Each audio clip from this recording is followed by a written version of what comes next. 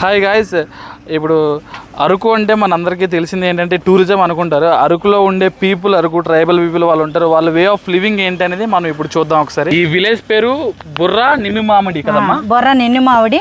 Okay, మనం అందరూ Borra caves అంటాం గాయ్స్. ఇక్కడ ఓన్లీ టూరిజం స్పాటే కాదు, ఇక్కడ ఉండే విలేజ్ పీపుల్ వాళ్ళ వే ఆఫ్ లివింగ్ ఏంటో మనం ఇప్పుడు చూద్దాం రండి. బొర్రా నిమ్మిమామిడి అండి. ఓకే, బొర్రా నిమ్మిమామిడి, బొర్రా కేవీస్ అని అంటారు దీనికి. ఇక్కడ విలేజ్ అంటే ఇది బొర్రా నిమ్మిమామిడి. మేము ఇక్కడ 82 నుండి ఇక్కడ ఉన్నాము. అడవి ప్రాంతం కాబట్టి కొండల్లోనే మేము వ్యవసాయం చేసుకొని ఇలాగ ఉంటాము. ఇక్కడ టూరిజం ఆ తర్వాత వచ్చింది. మీరు వచ్చినప్పటికి 1982కి మీకు టూరిజం అనేది ఉందా లేదా? లేదు, అప్పుడు బొర్రా గృహాలని ఉండింది ఇక్కడ. బొర్రా గృహాలను ఉండింది. ఆ డెవలప్మెంట్ కూడా అప్పుడు లేదు.